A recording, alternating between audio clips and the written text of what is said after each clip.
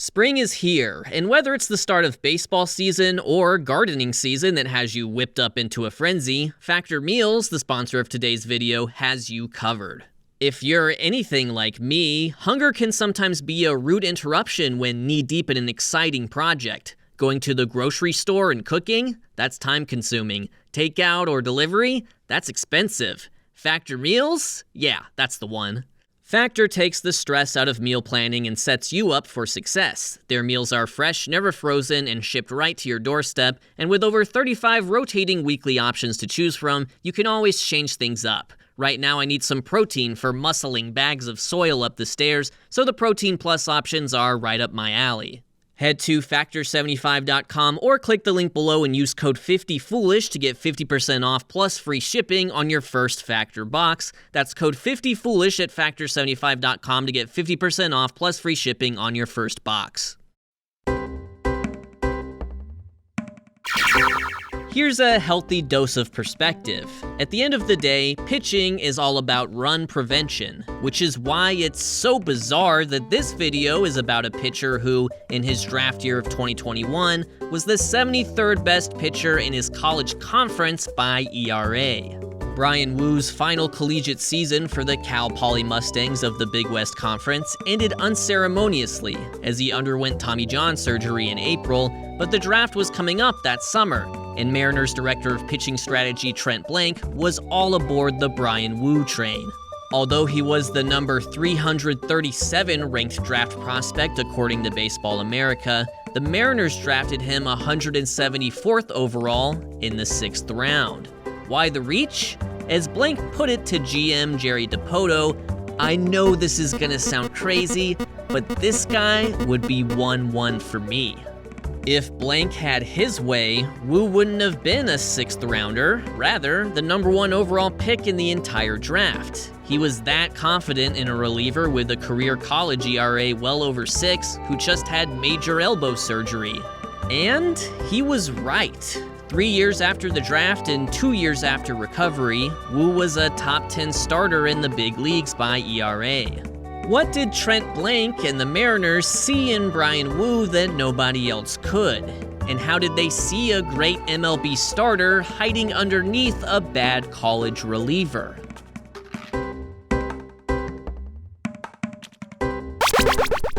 The boring answer to that question would be his strikeout rate and walk rate. Despite the poor ERA, Woo had the best strikeout percentage minus walk percentage in the Big West Conference that year, a simple metric with a stronger correlation to future ERA than past ERA alone. But of course, every big league team knows that already. Woo had the second highest draft year ERA out of the 19 college pitchers selected in the 6th round in 2021, and contrary to expectation, the higher ERA hurlers from that round have tended to reach the big leagues more so than the effective run preventers. Scouting departments are able to use advanced data to divorce good process from bad results. At Cal Poly, it started with a Rapsodo for bullpens in the fall of 2018, then Trackman in their ballpark by 2020. These systems, like Hawk-Eye's Statcast at the big league level, use high-speed cameras and radar to track the baseball in flight. For pitchers, that includes measurements like velocity and movement. But even Woo's fastball wouldn't have jumped off the page in that regard. In the majors, he's averaged about 15 inches of induced vertical break, meaning it rises 15 inches higher than a theoretical pitch thrown at the same velocity, but without any spin. The ball doesn't actually rise, but it uses that imparted spin to fight off gravity the best it can. This quality is commonly referred to as ride or carry. At 15 inches of break, Woo is actually below the league average four-seam fastball. As described in his draft scouting report, his velocity was mid-90s out of the bullpen and low 90s those rare occasions he actually did start. For the sake of comparison, the only 2021 6th rounder with a worse ERA, Carson Seymour, was routinely pumping upper 90s as a starter. Nowadays, Woo averages 95 miles per hour on his four-seam and two-seam throughout his starts, a major uptick that Trent Blank and the Mariners might have been able to project based on video. Woo's athletic delivery features excellent hip-shoulder separation, a hallmark of fireballers throughout the years. As the front leg swings open, pointing the hip towards the plate, the shoulders and chest remain closed, pointed towards the dugout. Eventually, they too uncork, creating a body-wide rubber band effect. A prospect with mediocre velocity but elite hip-shoulder separation flashes the potential to throw harder someday. But Bryan Woo's standout quality wasn't how hard he was throwing, and it wasn't how the ball moved either. What mattered was where exactly that pitch was coming from.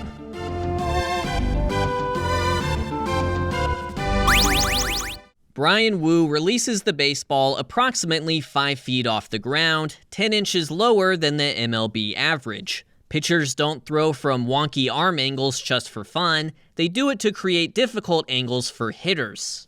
Pitchers are tall people who stand on a hill. The average pitcher is 6'3", throwing from a 10-inch high mound and typically releasing the ball at or above head level. They're aiming for a strike zone, the middle of which is only 2.5 feet off the ground. That means the average pitch loses about 3.5 feet of elevation during flight. It starts high and ends low, creating an angle specifically called the vertical approach angle, VAA for short.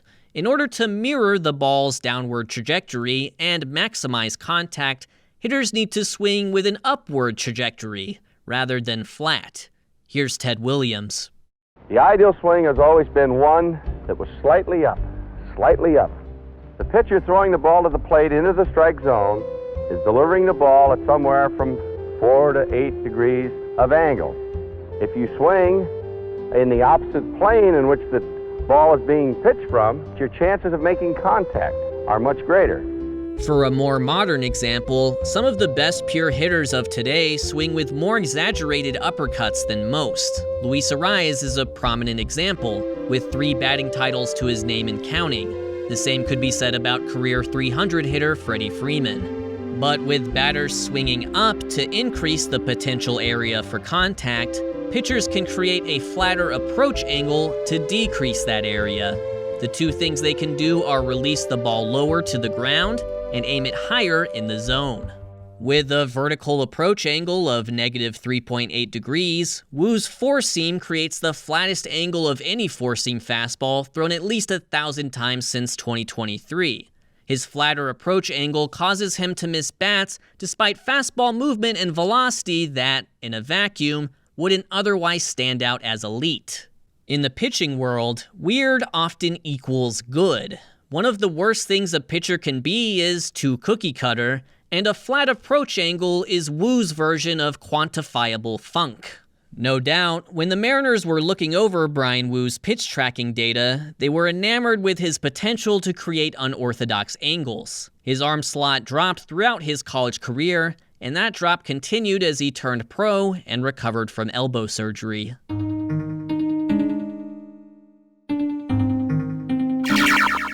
The lesson here is simple.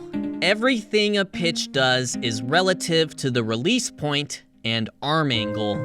The pitches with the most vertical break tend to be over-the-top deliveries with high release points, like a Justin Verlander four-seamer or Tyler Glasnow curveball. They need to get on top of the baseball to apply that backspin or topspin. Pitches with the most horizontal break often come from lower slot deliveries, like a Christopher Sanchez two-seam or Chris Sale slider. Creating a disconnect between the arm angle and pitch movement is a form of deception. Clay Holmes is over the top, but throws a sinker with very little vertical movement, aka ride, but plenty of horizontal movement, aka run. Tanner Scott's fastball delivery, meanwhile, creates surprising ride from a 3/4 arm slot. Bryan Woo's arm slot is somewhere between 3/4 and sidearm, in comparison to a true sidearmer like his teammate Luis Castillo, yet despite a 12-degree difference in arm angle, they still release from the same height. This is because Woo glides down the mound and dips his shoulder and elbow more to get on top of the baseball, giving his fastball more ride, while Castillo's has more run. Woo's induced vertical break is relative to his delivery. Among all big league four-seamers, his is only 35th percentile in carry, but 84th percentile among pitchers with a similar release height, and 77th percentile among pitchers with a similar arm angle. Suddenly, his below-average pitch movement is above average with proper context. Taking into account that, plus his VAA and velocity, you can see what Trent Blank and the Mariners saw hiding behind his unimpressive college ERA.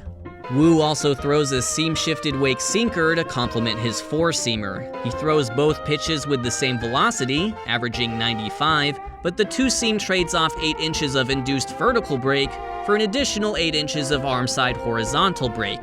Perhaps what's most impressive is how consistent he is with his arm angle and release point when throwing these two fastballs. Some four-seam and two-seam throwers have to vary their arm angle to get the desired effect. Seth Lugo, thrower of many pitches, is releasing his four-seamer up here and his two-seamer over there. But Woo doesn't cheat at all. Identical arm angle and release points for both.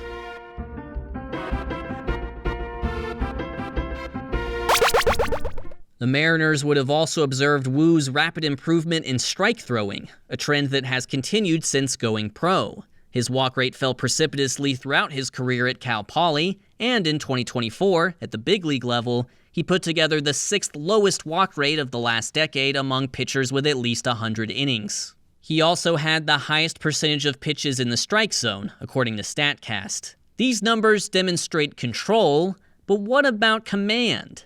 Not all strikes are created equal. So let's make our own quick and dirty adjusted zone percentage. Middle doesn't count, that's too dangerous, but the edges of the strike zone should count as double. This rewards pitchers for throwing strikes that are difficult to hit. In our adjusted version of zone percentage, the gap between first place Bryan Woo and second place Joe Ryan is greater than the gap between Ryan and 24th place Dane Dunning. In 2024 in particular, he was just daring batters to hit his fastballs, and they didn't. If he were throwing fastballs with bad qualities, he'd be getting crushed, but Woo has one of the highest swinging strike rates on his four-seam among starters the last 2 seasons. The sinker, meanwhile, is a soft contact generator, one of the lowest average exit velocities in the same time frame. Woo's secondaries are still a work in progress. He added 3 inches of arm-side fade on his changeup between 2023 and 2024, which helped when facing lefties, yet it might not have the velocity or movement to differentiate itself from the sinker. Left-handed hitters crushed him in his rookie year of 2023, but he dominated both sides of the platoon during his second big league season. The sweeper in particular has blossomed against righties. The fastballs are still very much his go-to pitches in most circumstances. The Mariners have tended to target pitchers with great fastball qualities first and foremost. That's Logan Gilbert's velocity and extension. That's Bryce Miller's induced vertical break. That's Luis Castillo's arm angle and release point, and that's George Kirby's pinpoint strike throwing. Bryan Woo is a special combination of all 4. No wonder Trent Blank wanted him first overall.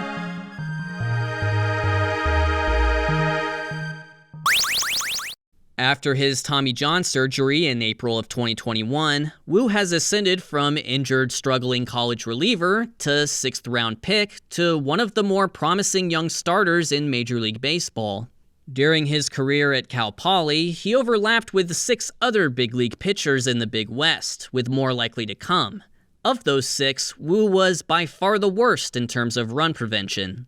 The college reliever to MLB starter path is also unorthodox. In Woo's short big league career, 59 college draftees have served as starting rotation fixtures around the league, and only 6 of them weren't regularly starting during their draft year. That pipeline tends to only work in reverse: college and minor league starters who shift to the bullpen. Like most promising pitchers, the only thing that can derail Bryan Woo now is his arm health. He's already had Tommy John once and has a checkered injury history in the majors already. He missed time in his 2023 debut season with forearm inflammation, was shut down in spring training 2024 with elbow inflammation, left his first start of 2024 early for precautionary reasons, was scratched from a start in June and had an MRI, while also missing time in the second half with hamstring issues. But the simple fact of the matter is, he's already outperformed his draft slot by magnitudes. He went 174th overall, but has generated the 10th best WAR of the class to date, and that's with missing a pro year recovering from surgery. If there was a 2021 class redraft in 2025, maybe he wouldn't go first overall like Trent Blank said, but he'd go pretty darn high, certainly well ahead of the actual first overall pick, Pirates catcher Henry Davis, as well as the second overall pick and first pitcher off the board, Rangers righty Jack Leiter. So whether he fully blossoms into a Cy Young candidate or not, Bryan Woo's success is a win for the Mariners and a win for data in baseball.